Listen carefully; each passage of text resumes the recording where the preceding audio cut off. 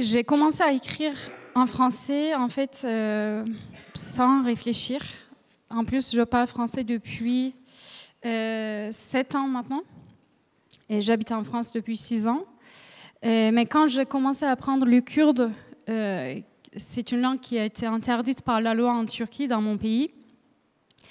Et en fait, je n'avais pas cette capacité de penser ou de réfléchir tout ce que je ressentais ou je portais dans moi, dans ma langue maternelle en turc.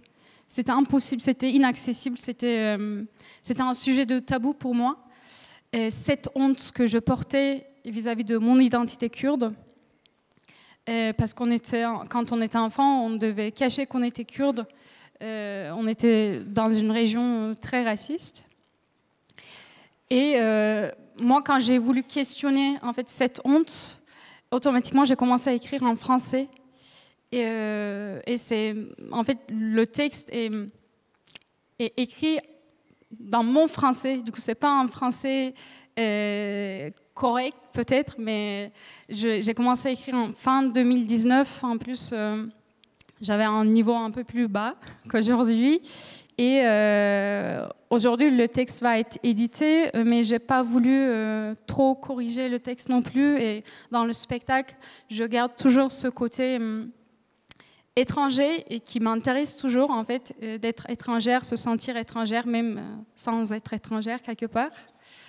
Donc c'est pour ça je l'ai écrit en français et j'ai trouvé une sorte de liberté, en fait, dans cette langue parce que j'avais pas de... A priori, j'avais pas de... En fait, je me sentais plus libre en français. Et comme c'était un sujet sensible, voilà. Et tu peux nous dire de quoi ça parle? Oui. En 2019, quand j'ai fait ma demande de carte de séjour, j'étais bloquée administrativement. J'ai pas pu travailler pendant plus d'1 an. J'ai pas pu retourner dans mon pays parce que si je sortais, je pouvais pas revenir. Et j'ai eu un temps très libre où je pouvais rien faire en fait. Et du coup, j'ai décidé d'apprendre la langue maternelle de mon père, le kurde. J'avais déjà eu cette idée à Istanbul, mais j'avais jamais eu le courage d'entrer dans un institut qui apprend cette langue en Turquie parce que je sais pas, peut-être que c'était à cause de la honte que je portais ou je sais pas, de peur. Et quand j'ai commencé à apprendre cette langue, j'ai commencé à écrire ce texte.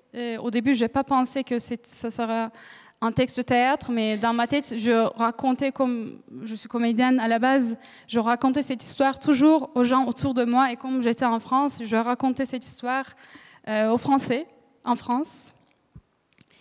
Et c'est l'histoire de cette femme immigrée d'origine turque et kurde qui a eu la honte de ses origines pendant très longtemps et qui décide d'apprendre la langue maternelle de son père, le kurde. Et avec l'apprentissage de cette langue, en fait, elle fait un voyage vers son passé où elle a vécu le racisme quotidien et aussi elle questionne son rapport à son père. Elle n'a pas vu depuis des années, elle n'a pas de contact depuis des années. La langue de mon père, ça se joue du 23 janvier au 2 février ici, mais dans le studio Jean-Pierre Vincent. La durée du spectacle est d'1h15 et vous l'aurez compris, c'est un solo. Je voudrais ajouter une petite chose. Je ne suis pas toute seule dans la mise en scène. Il y a Jeanne Garot qui m'accompagne dans la mise en scène. D'accord.